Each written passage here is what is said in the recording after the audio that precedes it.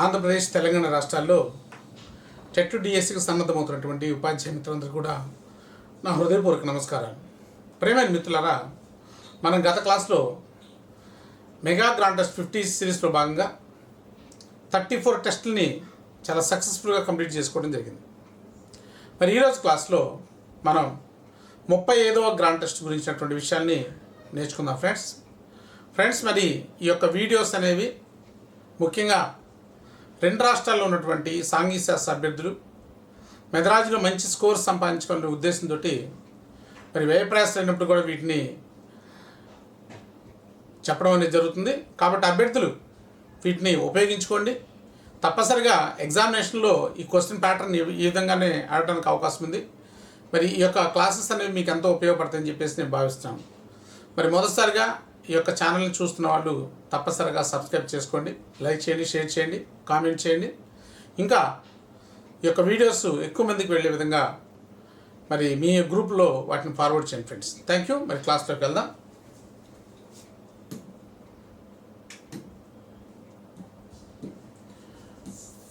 So grand test 35 right. Grand test 35 చూడండి, ప్రశ్న చూద్దాం. ప్రాచ్య నాగరికతకు చెందిన యూనిట్ను బోధించినప్పుడు ఆ కాలానికి చెందిన చరిత్ర, రాజకీయ, భౌగోళిక, సాహిత్య మొదలైన అంశాలని జోడించి బోధిస్తే, ఒక పాఠ్యాంశాన్ని మనం బోధించినప్పుడు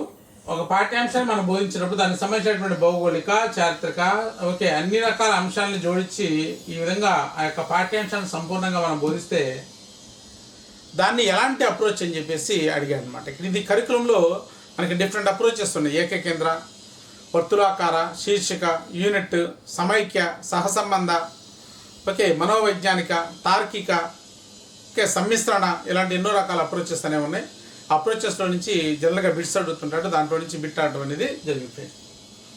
ఇక్కడ మనకి సహసంబంధ ఉపగమం, అంశ ఉపగమం, సమైక్య ఉపగమం, కాలక్రమ ఉపగమం. దీనికి కరెక్ట్ ఆన్సర్ ఏంటంటే సమైక్య ఉపగమం. ఇంటిగ్రేటెడ్ అప్రోచ్ అని చెప్పేసి అంటాం. దీన్ని ఏమంటామంటే ఇంటిగ్రేటెడ్ అప్రోచ్ అని చెప్పేసి అంటాం. ఇంటిగ్రేటెడ్ అప్రోచ్ అని చెప్పేసి మనం పిలవటం జరుగుతుంది అన్నమాట. సాంఘిక శాస్త్రాన్ని కూడా సమైక్య విధానంలోనే ఏర్పాటు చేయడం అనేది జరిగిందని మనం ఫస్ట్ చాప్టర్లో నేర్చుకున్నాం. మరి సాంఘిక శాస్త్రంలో ఒక అంశాన్ని మనం బోధించినప్పుడు దానికి సంబంధించినటువంటి చారిత్రక, భౌగోళిక, పౌరశాస్త్ర, అర్థశాస్త్ర, సామాజిక శాస్త్ర అన్ని రకాల అంశాలను జోడించి బోధిస్తేనే అది సమగ్రంగా ఆ పాఠ్యాంశాన్ని అవగాహన చేసుకునే అవకాశం ఉంటుందని చెప్పేసి మనం ఫస్ట్ చాప్టర్లో నేర్చుకోవడం జరిగింది. ఇది సమైక్య. మరి అంశరీతి ఉపగమం అని చెప్పేసి అన్నాడు. లైక్ సహసంబంధ అంటే ఒక అంశాన్ని మనం బోధించినప్పుడు దానికి సంబంధించినటువంటి అంశాన్ని కూడా జోడించి బోధిస్తే దాన్ని సహసంబంధం అంటాం. అలాగే కాలక్రమ ఉపగమం, దీన్ని క్రోనలాజికల్ అప్రోచ్ అని చెప్పేసి అంటారు. దీంట్లో ముఖ్యంగా ఇది చరిత్ర పాఠాలని బోధించడానికి చాలా అనుకూలంగా ఉంటుంది. చరిత్రలో ఉన్నటువంటి చరిత్ర యొక్క కాలాలు, ప్రాచీనం కావచ్చు, మధ్యయుగం కావచ్చు, ఆధునిక యుగం కావచ్చు, మొఘలాయ యుగం కావచ్చు, ఇలాంటి వాటిని మనం ఒక సిస్టమేటిక్ వేలో మనం బోధిస్తే దాన్ని కాలక్రమ ఉపగమం అని చెప్పేసి అంటే చరిత్ర చాలా అనుకూలం. ఇది ఏదైనా ఒక యూనిట్ మనం బోధించడానికి ఉపయోగపడేటువంటిదే ఈ అంశరీతి ఉపగమం అని చెప్పేసి మనం చెప్పుకోవచ్చు. సో కాబట్టి దీనికి ఏంటంటే సరైన ఆన్సర్ సమైక్య ఉపగమం. నెక్స్ట్, సాంఘిక శాస్త్ర ప్రయోగశాల ముఖ్య లక్ష్యం.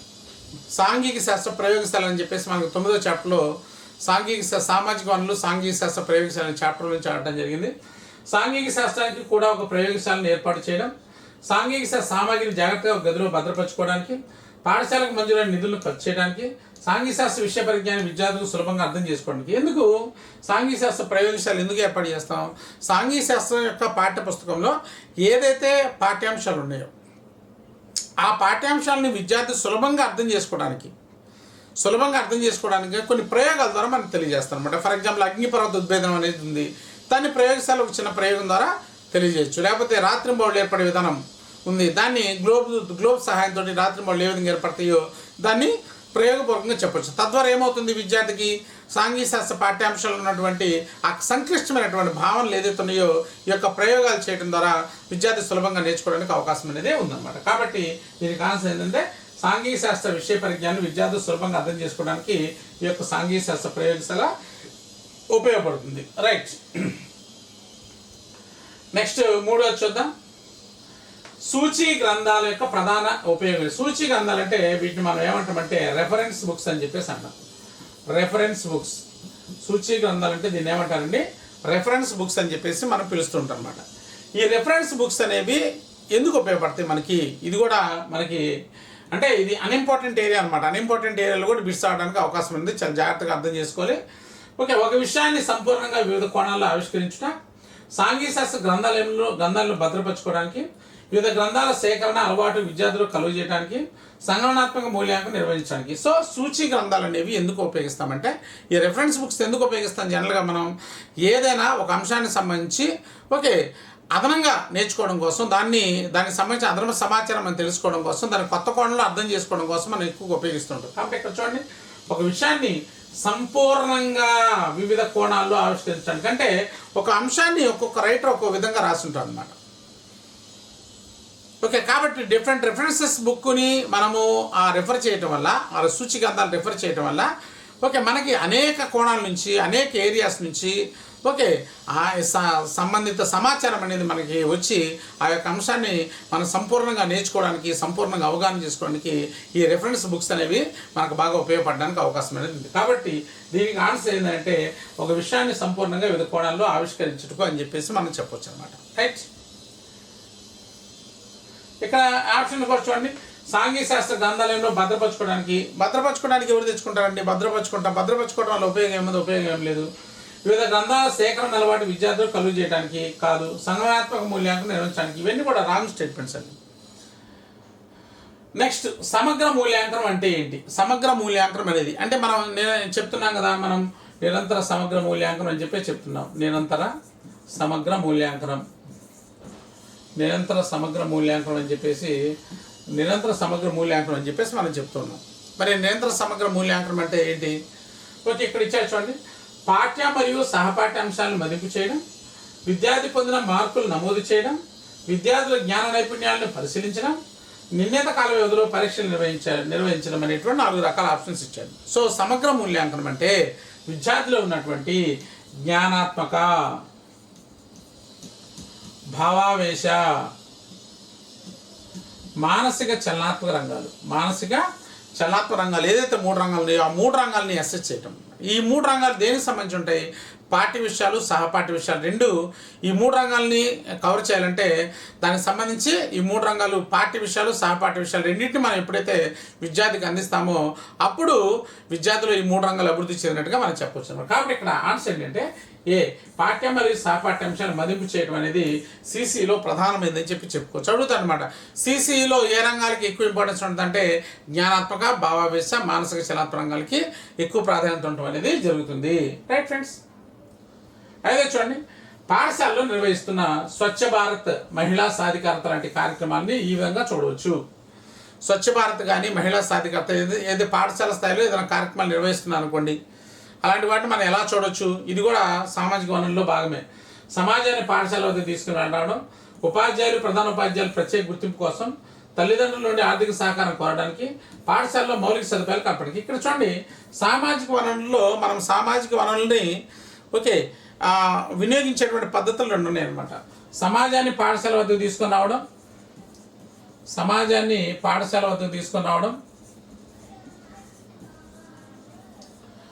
పాఠశాలను సమాజం వద్దకు తీసుకొని రావడం. సో కాబట్టి మనకి సామాజిక వనరులు ఏదైతే ఉన్నాయో ఈ సామాజిక వనరులు అనేటువంటివి వాటిని మనం కరెక్ట్గా ప్రాపర్గా యూటిలైజ్ అనేది మనం చేయాలంటే ఈ సామాజిక వనరులను 2 విధాలుగా యూటిలైజ్ చేయొచ్చు. సమాజాన్ని పాఠశాల వద్దకు తీసుకుని రావాలి, సమాజాన్ని స్కూల్ వద్దకు తీసుకుని రావాలి, పాఠశాల సమాజం వద్దకు తీసుకొని వెళ్ళటం అనమాట. 2 రకాల కార్యక్రమాల ద్వారా మనకి జరుగుతుంది. ఫర్ ఎగ్జాంపుల్ పేరెంట్స్ మీటింగ్ పెట్టామనుకోండి, పేరెంట్స్ మీటింగ్ ద్వారా పేరెంట్స్ స్కూల్ దగ్గరికి వస్తారు, ఓకేనా. అలాగే పూర్వ విద్యార్థుల సమావేశం పెట్టామనుకోండి, ఓకే, లేదా ఉపన్యాసాలు, సదస్సులు, చర్చలు పెట్టామనుకోండి, ఓకే, బయట సమాజం పాఠశాల దగ్గర రావడానికి అవకాశం అనేది ఉంది. సర్వేలు నిర్వహించామనుకోండి, విద్యార్థులు సమాజంలోకి వెళ్ళడానికి అవకాశం అనేది ఉందన్నమాట. ఈ విధంగా 2 రకాల విధానాల ద్వారా మన సామాజిక వనరులు అనే వాటిని వినియోగించుకోవడానికి అవకాశం అనేది ఉందన్నమాట. కాబట్టి దీనికి ఆన్సర్ ఏంటంటే సమాజాన్ని పాఠశాల వద్దకు తీసుకొని రావడం అనేటువంటి కాన్సెప్ట్లో ఈ పాఠశాలలో ఈ యొక్క స్వచ్ఛ భారత్ కానీ ఇవన్నీ కూడా ఏర్పాటు చేస్తున్నాయని చెప్పి చెప్పుకోవచ్చు అనమాట. నెక్స్ట్ ఆరో చూడండి, బాలలు జీవించే హక్కు దీని ద్వారా పొందవచ్చు. బాలలు జీవించే హక్కు దీని ద్వారా పొందవచ్చు. పోషకాహారం పొందడం, తల్లిదండ్రులతో కలిసి జీవించడం, నాణ్యమైన ఉచిత విద్యను పొందడం, హింసా వేధింపుల నుంచి రక్షణ పొందడం. ఇక్కడ మనకి జీవించే హక్కు అన్నాడు కాబట్టి ఫస్ట్ మనకి ఇవన్నీ కూడా తల్లిదండ్రులతో కలిసి జీవించాలన్నా, నాణ్యమైన విద్య పొందాలన్నా, హింసా వేధింపుల రక్షణ పొందాలి, ఫస్ట్ వాడు బతికుండాలి కదా. కాబట్టి జీవించే హక్కు ఉండాలంటే వాడికి మంచి పౌష్టిక ఆహారాన్ని అందించాలి. అందుకే మనకి ఏం చేస్తారు, ఈ జీవించే హక్కును కాపాడడం కోసమే మనకి అంగన్వాడీ సెంటర్స్లో కానీ లేకపోతే స్కూల్లో MDM ఏదో ఉన్నాయో ఇవన్నీ కూడా ఎందుకు ఏర్పాటు చేస్తారంటే విద్యార్థులు జీవించే హక్కుని మనం పెంపొందించడం కోసం. కాబట్టి దీనికి సరైన ఆన్సర్ ఏంటంటే పోషకాహారం పొందటం అని చెప్పేసి మనం చెప్పుకోవచ్చు. నెక్స్ట్ ఏదో చూడండి, NCF 2005 ప్రకారం సాంఘిక శాస్త్రం ఇతివృత్తాల్లో లేదు. ఇప్పుడు సాంఘిక శాస్త్రం NCF ఏం చెప్తుందంటే ప్రధానంగా సాంఘిక శాస్త్ర పాఠ్యపుస్తకాలు సమ్మిళిత విధానంలో ఉండాలని చెప్పి చెప్పడం జరిగింది. సమ్మిళిత విధానము, సాంఘిక శాస్త్ర పాఠ్యపుస్తకాలు సమ్మిళిత విధానంలో ఉండాలని చెప్పేసి NCF 2005 ప్రధానంగా చెప్పడం అనేది జరిగింది. అయితే ఈ సమ్మిళిత విధానం అనే దాన్ని ఎలా తీసుకుని రావాలి, ముఖ్యంగా తీసుకుంటే 6, 7, 8 తరగతుల్లో ఈ సమ్మిళిత విధానం తీసుకుని రావాలి. ముఖ్యంగా 9, 10 తరగతుల్లో శీర్షిక పద్ధతి అనేది ఇంప్లిమెంటేషన్ చేస్తారని చెప్పుకున్నాం. ఈ 6, 7, 8 తరగతులు ఏదైతే ఉన్నాయో ఈ సమ్మిళిత విధానం అనేది టెక్స్ట్ బుక్స్ ఎలా ఫామ్ చేశారంటే ఇతివృత్తాల ఆధారంగా ఫామ్ చేశారు. ఇతివృత్తాలు, వీటినే మనం ఇంగ్లీష్లో థీమ్స్ అని చెప్పేసి అంటాం అనమాట. థీమ్స్ ఆధారంగా ఏర్పాటు చేస్తారు. ఈ థీమ్స్ అనేవి ముఖ్యంగా 6, 7, 8 తరగతిలో పాఠ్యాంశాలు థీమ్స్ బేస్ చేసుకుని ఉంటే ముఖ్యంగా 6 రకాల థీమ్స్ అనేవి ఉంటాయి అనమాట. సో దాంట్లో లేనిది ఏందని చెప్పేసి అడుగుతున్నాడు. అంటే లేనిది ఏందో తెలియాలంటే ఉన్నదేదో కూడా మనకు అవగాహన చేసుకోవాలి. భూమి వైవిధ్యము, ఉత్పత్తి వినిమయ జీవనాధారాలు, రాజకీయ వ్యవస్థలు, పరిపాలన, ఓకే, ఆర్థిక అసమానతలు, సమానత్వం, ఓకే, మతం, సమాజం, సంస్కృతి, సమాచారం అనేటువంటి దాదాపుగా 6 రకాల అంశాలు అనేవి ప్రధానంగా దీంట్లో ఉన్నాయి. వ్యవసాయం, పశుసంపద అనేది దీంట్లో లేదు. వ్యవసాయం, పశుసంపద దీంట్లో లేదు. కాబట్టి లేనిది ఏంటంటే వ్యవసాయం, పశుసంపద అని చెప్పేసి మనం చెప్పుకోవచ్చు. నెక్స్ట్ మీద ఉదాహరణలు పరిశీలించి పోల్చుకొని సాధారణీకరించి సూత్రాలను రూపొందించడం అనేది దేనికి సంబంధించింది. అనేక ఉదాహరణలు పరిశీలించి పోల్చుకొని సాధారణీకరించి సూత్రాలని రూపొందించడం అనేది అనేక రకాల ఉదాహరణలు పరిశీలించి సాధారణీకరించి సూత్రాలని, సిద్ధాంతాలను ఏర్పాటు చేసేది ఏంటంటే నిగమన, అగమన, కథ, మూలాధార. సో అగమన పద్ధతిలో ఇవన్నీ కూడా సూత్రాలు సిద్ధాంతాలు అనేవి అగమన పద్ధతిలో ఏర్పాటు చేయడం అనేది జరుగుతుంది. వీటిని నిరూపించేదేమో నిగమన పద్ధతి నిరూపణకి సంబంధించింది అన్నమాట. నిగమన పద్ధతి నిరూపణకి సంబంధించింది. కాబట్టి అనేక ఉదాహరణల ఆధారంగా example 1, example 2, example 3, example 4, example 5, example 6, ఓకేనా. సో ఏ అనే సముద్రంలో నీళ్ళు ఉప్పుగా ఉన్నాయి, బి అనే సముద్రంలో నీళ్ళు ఉప్పుగా ఉన్నాయి, సి అనే సముద్రంలో నీళ్ళు ఉప్పుగా ఉన్నాయి, డి అనే సముద్రంలో నీళ్ళు ఉప్పుగా ఉన్నాయి, ఈ అనే సముద్రం నీళ్ళు, కాబట్టి సముద్రంలో నీళ్ళు ఉప్పుగా ఉంటుందని చెప్పేసి చెప్తే దాన్ని ఏమంటారంటే అగమనాత్మక దృక్పథం అని చెప్పేసి అంటారు అనమాట. ఓకేనా. సో కాబట్టి ఈ విధంగా ఉంటే దాన్ని అగమనాత్మక దృక్పథం అంటారు. అది వాటి నిరూపణ చేస్తే దాన్ని నిగమనాత్మక దృక్పథం అని చెప్పేసి అంటారు. సాంఘిక శాస్త్ర పాఠ్యాంశాలు ముఖ్యంగా చరిత్ర పాఠాలు చెప్పడానికి 2 రకాల పద్ధతులు బాగా ఉపయోగకరంగా ఉంటాయి. ఓకే, పాఠ్యాంశాల కథల రూపంలో చెప్తే దాన్ని కథాపద్ధతి అని చెప్పేసి అంటారు. కథాపద్ధతి అనే దాన్ని ఉపన్యాస పద్ధతికి రూపాంతరంగా మనం చెప్పుకోవచ్చు. మూలాధార పద్ధతి అనే దాన్ని వనరుల పద్ధతి అని కూడా అంటారు. దీన్ని అమెరికాలో మొట్టమొదటిసారిగా స్టార్ట్ చేశారు. సాంఘిక శాస్త్రానికి సంబంధించినటువంటి ముఖ్యమైనటువంటి ఆధారాలను మనం సేకరించుకొని ఆధారాల ద్వారా విద్యార్థులకు బోధన చేస్తే దాన్ని మూలాధార పద్ధతి అంట. ఈ మూలాధార పద్ధతిని ప్రధానంగా ఉపాధ్యాయ కేంద్రీకృత బోధన పద్ధతి. దీంట్లో ఉపాధ్యాయుడు యాక్టివ్గా ఉంటాడు.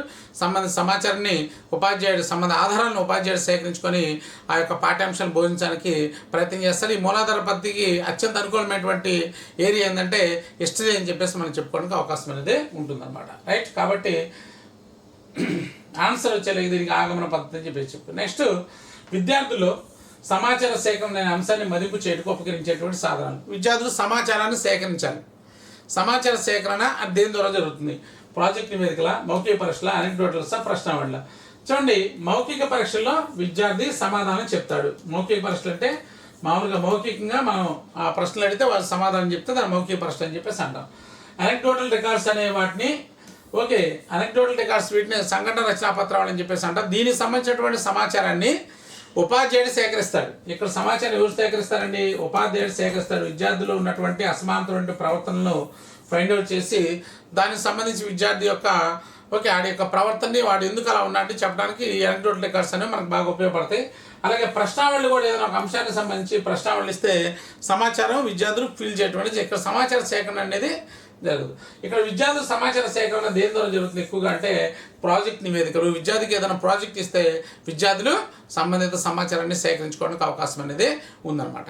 ఓకేనా, రైట్. ఈ ప్రాజెక్ట్ నివేదికలు అనేవి మనకి ఫార్మాట్ అసెస్మెంట్లో 10 మార్కులకి ఉంటుంది అన్నమాట. 10 మార్కులకి ఉంటుంది, రైట్.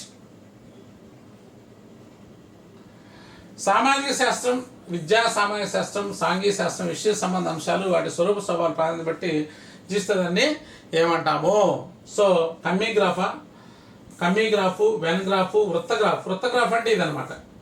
రేఖాచిత్ర గ్రాఫ్ అంటే ఇది రేఖాచిత్రాలు ఉంటాయి. వెన్ గ్రాఫ్ అంటే దీంట్లో చిన్నది. ఓకే, విద్యా సామాజిక శాస్త్రం, సాంఘిక శాస్త్రం ఇట్లా మనకి ఒక పెద్దది ఒక చిన్నది ఇచ్చేస్తే దాన్ని మనం వెన్ గ్రాఫ్ అని చెప్పేసి అంటాం. Okay, right. So when graph. RTE 2009 section 17(1) దీనికి సంబంధించింది. ఆర్టీఈ సెక్షన్ తప్పనిసరిగా మనకు ఆర్టీలో మనకు బిట్ రావడానికి అవకాశం అనేది ఉంది. బాలను శారీరక మానసిక వేధింపులకు గురి చేయరాదు. ఉచిత నిర్బంధ విద్య, ప్రాథమిక విద్య ఇవ్వాలి. నాణ్యమైన విద్య అందుబాటులో తీసుకు. క్యాపిటేషన్ రుసుము ఇది మనకి 17లో ఉంటుంది. ఓకే, క్యాపిటేషన్ రుసుము అనేది వసూలు చేయకూడదు అనమాట. సరే, 13లో ఉంటుంది. క్యాపిటేషన్ రుసుము వసూలు చేయకూడదు పిల్లలకి. 13లో. 17(1) ఏం చెప్తుందంటే బాలలను శారీరక మానసిక వేధింపులకి గురి చేయకూడదు అని చెప్పేసి 17(1) అనేది ప్రధానంగా ఫోకస్ చేయడం అనేది జరుగుతుంది. బోధనాభ్యసన ప్రక్రియ సంపూర్ణం కావడానికి ఈ ప్రక్రియ తప్పనిసరి. బోధనాభ్యసన ప్రక్రియ సంపూర్ణం కావడానికి ఈ పద్ధతి తప్పనిసరి అంటాడు. ఏంటి? మూల్యాంకనమా, మార్కులు తెలియజేయడమా, ప్రోగ్రెస్ కార్డుల, సవరణాత్మక బోధన. ఎప్పుడైనా కూడా మూల్యాంకన ప్రక్రియ కంప్లీట్ కావాలంటే మనకి సవరణాత్మక బోధన అనేది మనం చేయాలి. దీన్ని రెమిడియల్ టీచింగ్ అని చెప్పేసి అంటాం. రెమిడియల్ టీచింగ్ అని చెప్పేసి మనం పిలవడానికి అవకాశం ఉంది. రెమిడియల్ టీచింగ్ అనేది చాలా ఇంపార్టెంట్ మనకి. నెక్స్ట్, చేపట్టబోయే ప్రాజెక్టు విద్యార్థుల విలువలు, వైఖరులు, అభిరుచులు పెంపొందించేదిగా ఉండాలి. కాబట్టి అంటే విద్యార్థులకు ఉపయోగపడేదిగా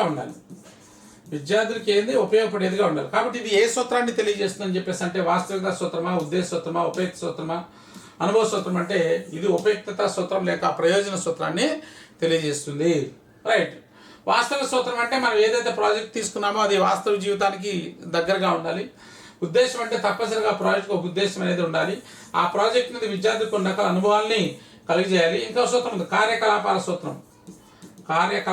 సూత్రం అనేది ఇంకోటి ఉంది. స్వేచ్ఛా సూత్రం అనేది ఇంకోటి ఉంది.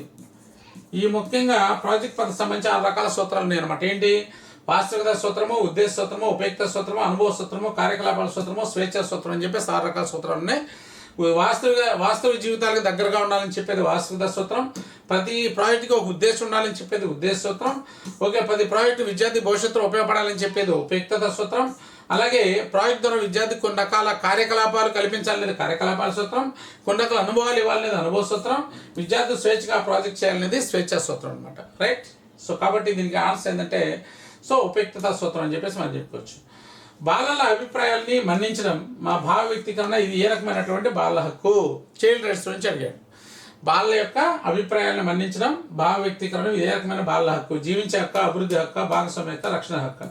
ఇది భాగస్వామ్య హక్కు. పిల్లలకి పాఠశాలలో జరిగేటువంటి బోధనాభ్యసన కార్యక్రమాల్లో పాల్గొనే హక్కు ఉంది, భావ వ్యక్తీకరణ చేసేటువంటి హక్కు ఉంది.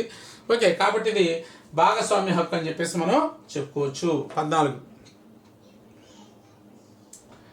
అభ్యసనలో విద్యార్థులు వెనకబడడానికి ప్రధాన కారణం ఏంటి? ఇలాంటి అంటే మనకి ఎగ్జామినేషన్లో ఏం చేస్తారంటే జనరల్గా ఇలాంటి బిట్స్ కూడా అడుగుతుంటారు. కామన్ సెన్స్ బేస్డ్ బిట్స్ అనమాట. ఎప్పుడైతే మనము మెథడాలజీని సంపూర్ణంగా అవగాహన చేసుకుంటాం ఇలాంటి వాటిని కూడా మనం పెట్టడానికి అవకాశం అనేది ఉందన్నమాట. అభ్యసనం వెనకబడడానికి ప్రధాన కారణం ఏంటి? దండన లేకపోవడమా, బట్టి పడడానికి అవకాశం లేకపోవడమా, విద్యార్థుల వైయక్తిక భేదాల నుంచి బోధన చేయకపోవడమా, విద్యార్థులు పాఠ్యాంశం చివరి ఉన్న ప్రశ్నలు మాత్రమే చదివించడమా. కాబట్టి ఇక్కడ చూడండి, ఇది మనకి బోధనకు దగ్గరగా ఉందన్నమాట. విద్యార్థుల వైయక్తిక భేదాల నుంచి బోధన చేయకపోవడం అనేది ప్రధానమైనటువంటి కారణం. కాబట్టి అందరినీ ఒకే ట్రాక్లో కట్టేయడం వల్ల పిల్లలు సరిగా చదవలేకపోతున్నారు. కాబట్టి విద్యార్థుల యొక్క వైయక్తిక భేదాలకు అనుగుణంగా మన వర్క్ అనేది ఇచ్చినట్టయితే తప్పనిసరిగా పిల్లలు మంచిగా నేర్చుకోవడానికి అభ్యసనలో ముందుకెళ్ళడానికి అవకాశం అనేది ఉంది.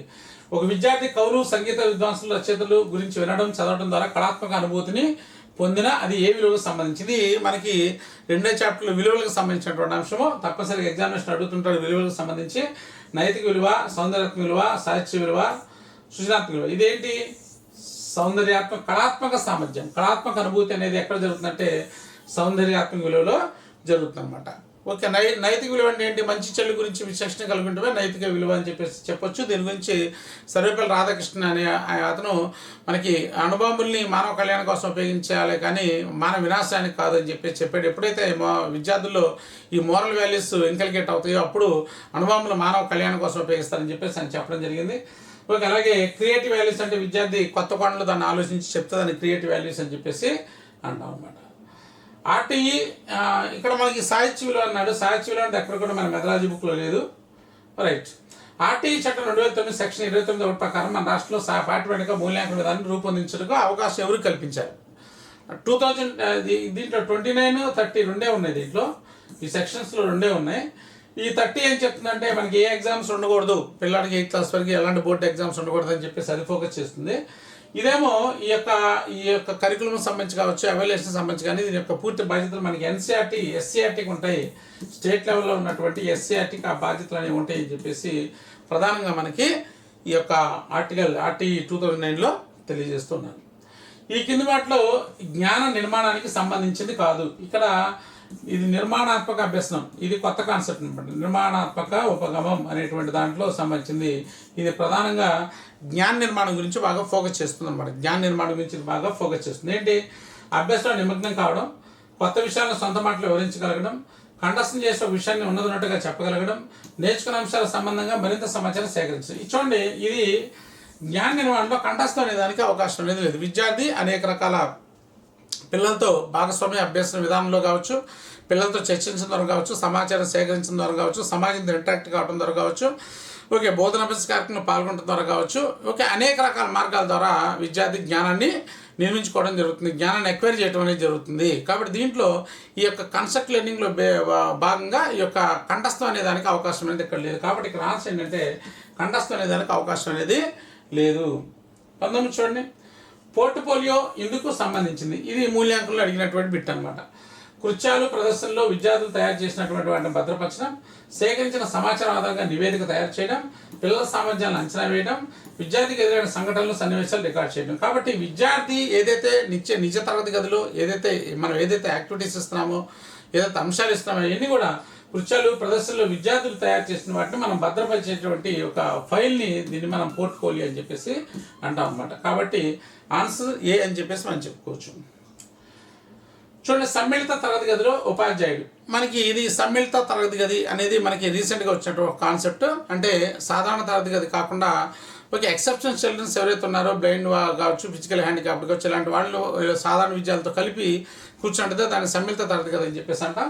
మరి దాంట్లో ఉపాధ్యాయుడు ఏం చేయాలి? ఎక్కువ పరీక్షలు నిర్వహించను, విభిన్న అభ్యాస అనుభవాలు కల్పించను, దండం ద్వారా క్రమశిక్షణ పాటించేలా చేయను, తరగతి నిశ్శబ్దంగా ఉంచును. ఇక్కడ విభిన్నమైనటువంటి అభ్యర్థులు ఇక్కడ ఉంటారు కాబట్టి ఉపాధ్యాయుడు చేయాల్సినటువంటి పని ఏంటంటే విభిన్నటువంటి అభ్యసన అనుభవాలని విద్యార్థులకి కల్పించాలి. రైట్ ఫ్రెండ్స్, సో ఈ యొక్క సమ్మిళిత తరగతిలో ఉపాధ్యాయుడు చేయాల్సినటువంటి పని అదనమాట. రైట్ ఫ్రెండ్స్, మనం ఇక 20 బిట్స్ని ఇక్కడ మనం డిస్కస్ చేయడం జరిగింది. ఇప్పుడు నెక్స్ట్ పార్ట్ 2లో భాగంగా రిమైనింగ్ 20 బిట్స్ని మనం డిస్కస్ చేద్దాం. Thank you friends, thank you very much.